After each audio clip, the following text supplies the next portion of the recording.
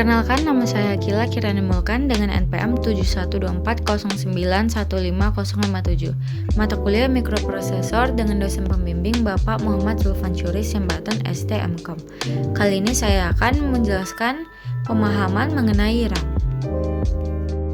Apa yang dimaksud dengan RAM? RAM adalah singkatan dari Random Access Memory, yaitu jenis memori komputer yang digunakan untuk menyimpan data sementara yang dibutuhkan oleh prosesor saat menjalankan aplikasi atau tugas tertentu. RAM memungkinkan data dibaca dan ditulis dengan kecepatan tinggi sehingga komputer dapat bekerja dengan lancar. Berbeda dengan penyimpanan permanen seperti hard drive atau SSD, data dalam RAM akan hilang ketika komputer dimatikan. Fungsi utama RAM adalah menyediakan ruang kerja sementara untuk CPU, sehingga tugas-tugas dapat diselesaikan dengan cepat. Cara kerja RAM.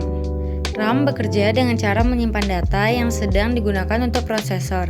Ketika kamu membuka sebuah aplikasi, data dari aplikasi tersebut akan dipindahkan dari penyimpanan permanen hard drive atau SSD ke RAM. Berikut cara kerja RAM. Prosesor mengirim permintaan. Ketika kamu membuka aplikasi, prosesor meminta data dari penyimpanan permanen. Data disimpan di RAM. Data yang diperlukan akan dimuat ke RAM sehingga dapat diakses dengan cepat oleh prosesor. Pemrosesan data. Prosesor menggunakan data dari RAM untuk menjalankan aplikasi. Penghapusan data. Ketika aplikasi ditutup, data di RAM akan dihapus sehingga memori dapat digunakan untuk tugas lain. Selanjutnya adalah jenis-jenis RAM. Ada beberapa jenis RAM yang digunakan dalam perangkat komputer, masing-masing dengan karakteristik dan fungsi tertentu. 1. DRAM, Dynamic RAM.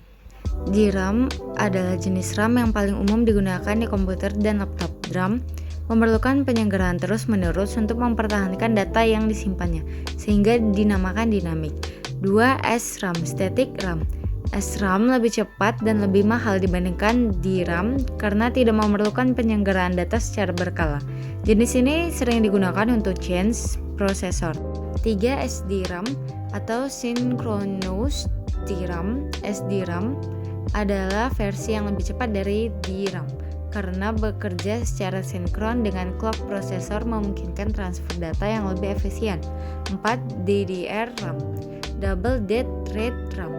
DDR-RAM adalah pengembangan dari SDRAM dengan kemampuan membaca dan menulis data 2 kali dalam satu siklus clock. Jenis ini memiliki beberapa generasi seperti DDR2, DDR3, DDR4, dan terbaru DDR5 dengan peningkatan kecepatan dan efisiensi di setiap generasinya. 5. VRAM atau Video RAM. VRAM dirancang khusus untuk menyimpan data grafis yang akan ditampilkan di layar. Jenis ini banyak digunakan pada kartu grafis untuk gaming atau aplikasi desain. 6. LPDDR atau Low Power DDR. LPDDR adalah versi RAM hemat energi yang digunakan pada perangkat portable seperti smartphone dan tablet. Selanjutnya, fungsi RAM untuk komputer. 1. Mempercepat pemrosesan data. RAM menyimpan data yang sedang digunakan oleh prosesor sehingga aksesnya jauh lebih cepat dibandingkan penyimpanan permanen. Hal ini membuat proses kerja komputer menjadi lebih efisien. 2. Mendukung multitasking. Dengan kapasitas RAM yang memadai, komputer dapat menjalankan beberapa aplikasi secara bersamaan tanpa mengalami lag. 3. Menyediakan ruang kerja sementara. RAM berfungsi sebagai ruang kerja sementara untuk aplikasi dan data yang sedang berjalan, seperti dokumen, gambar, atau video yang sedang kamu edit. 4. Mengoptimalkan performa sistem operasi.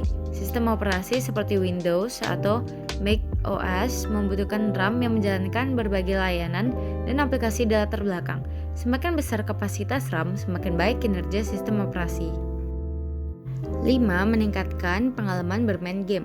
Bagi gamer, RAM adalah komponen penting untuk memastikan game berjalan dengan lancar tanpa gangguan seperti stuttering atau penurunan frame rate.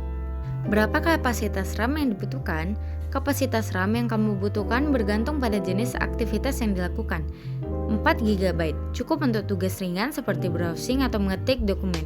8 GB ideal untuk penggunaan sehari-hari, termasuk multitasking ringan. 16 GB direkomendasikan untuk gaming, desain grafis, atau pengeditan video. 32 GB atau lebih dibutuhkan untuk tugas berat seperti rendering jadi pengembangan software atau analisis data besar. Cara memilih RAM yang tepat. Saat memilih RAM untuk komputer, ada beberapa hal yang harus diperhatikan. Kompatibilitas, pastikan RAM kompatibel dengan motherboard dan prosesor yang kamu gunakan.